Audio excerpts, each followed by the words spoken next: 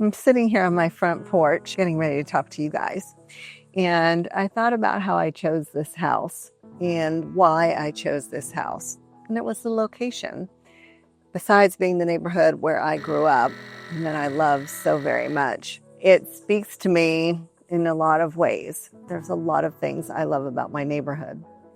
And right while I was thinking about that, an old phrase came to mind, and that's, is the juice worth the squeeze?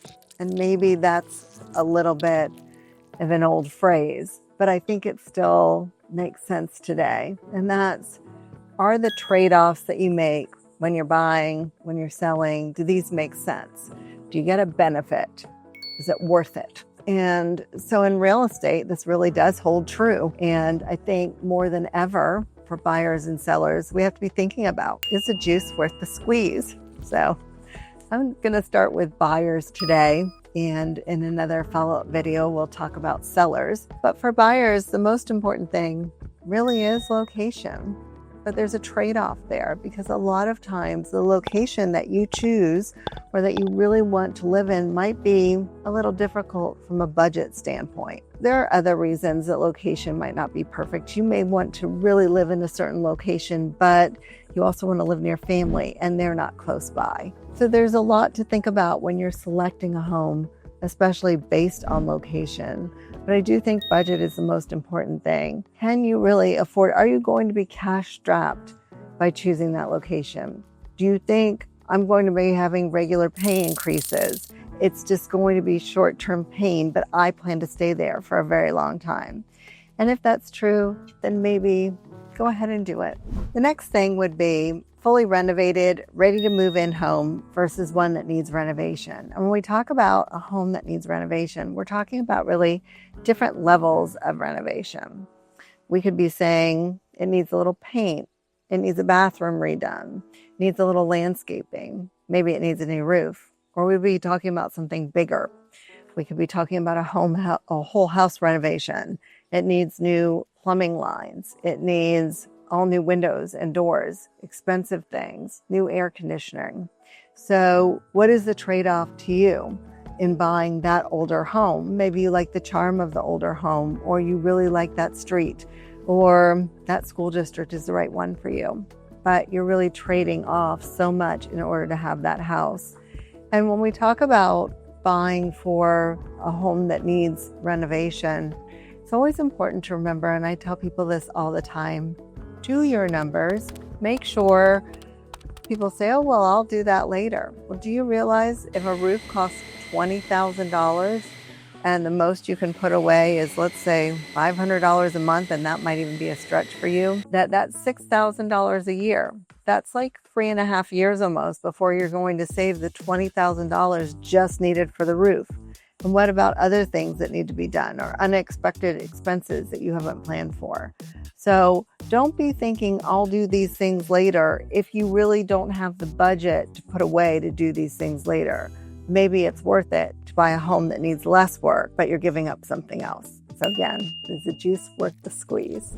One of the things that a lot of buyers talk to me about is an HOA community versus a non-HOA community. There are lots of benefits to an HOA community. There's a uniformity in terms of how the homes are maintained. Somebody's paying attention, and it's not you saying, why is that broken down car sitting next to your garage for 3 months?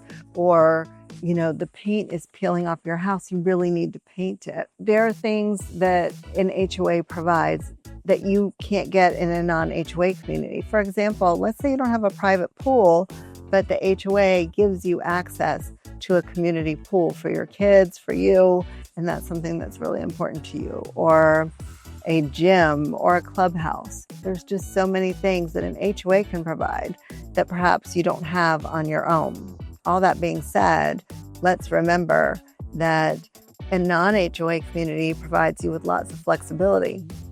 I can do whatever I want with my yard, with my house color, again, subject to the municipality guidelines. But there's so much more that I can do.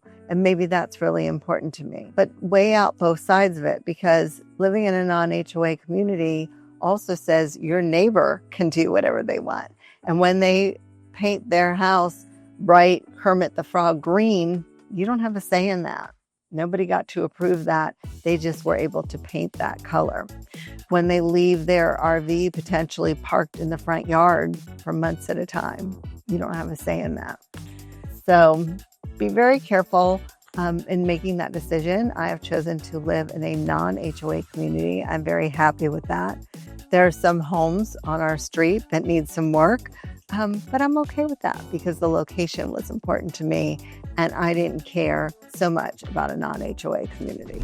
We talked a little bit before about stretching your budget and knowing what your budget is and being able to afford something that you may not be able to afford today, but you feel that you can afford in the future. So let's talk about your dream home or your forever home. It's very rare that somebody buys their first home as their forever home. It's very rare that somebody buys their home at all as a forever home. Things change, circumstances change, and what you believe that you're going to be staying in and living in may not always be the home that you're staying in. So remember that when you're thinking about your dream home. But there are trade-offs if you can and you can stretch and the budget allows for it and you say, I want this house to be the last house that I buy. I don't plan to move again. And it's super important to me that I have this house. I don't want to fix it up. I don't want to have the hassle of moving again with kids and uprooting them in a different school district. Then yes, maybe that's worth it to you. But in most cases, people move many times in their life. And so switching to a different home, moving up, moving down as you get older, to having a smaller home, these are things that happen. Every home doesn't have to be your dream home. But if you want it to be, then that's your priority, then definitely find a way to make that happen. And the last thing I want to talk about for buyers is your school district versus your personal needs. School district is so critical for some people when they have kids or they're planning to have kids and they really want to make sure that their kids attend a specific school. Then buying in that school district can be critical. But keep in mind that schools get rezoned, the area gets rezoned, and the school district that it is today can change due to nothing that you've done, just due to the municipality, the school board changing where the borders are of that school district. So keep that in mind. There's also options for private schools, so you don't have to stick with that public school that you planned on. However, if your kids, you really want them to go to a specific school, you don't see that the area is going to be rezoned, you get changed, you're going to keep that school and that's important to you, then yes, find a way to live in that school district, again, as long as the budget allows. So those are a few things that I think are important when looking at, is the juice worth the squeeze? And things to keep in mind. Make your own list. Always have a list when you're shopping for a home. It evolves as you're shopping. Things that you think, I can or can't live without that, those things change over time. They're not always the same. So keep your list handy, revise it as needed, but always keep in mind, is it really worth it to me? And what your family thinks, what your friends think, what your realtor thinks, that's not the most important thing. The thing to keep in mind is, what do you and the people you're going to be living in that home with, your spouse, your children, whoever it is that you're going to be living in the home with, what do they think? What's most important to you? Okay? I hope you all have a great day, and I look forward to talking to you next time. If you're interested in buying or selling a home along the Space Coast, my name is Carolyn Smith. I am the team leader of the Coastal Estate team at Compass, and I would love to help.